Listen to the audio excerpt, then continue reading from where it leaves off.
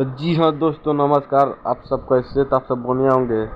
मैं आज सबके लिए एक न्यू गाना का रिव्यू लेके आ चुका हूँ, जो गाना का नाम है चूल्हा अलगे जड़ी। बिल्कुल सही सुना भाई, ये गाना पावर स्टार पवन सिंह का गाना है और भोजपुरी इंडस्ट्री में इतना धमाल मचा के रख दिया ये गाना कि आप लोग देखोगे तो देखते रह जाओगे।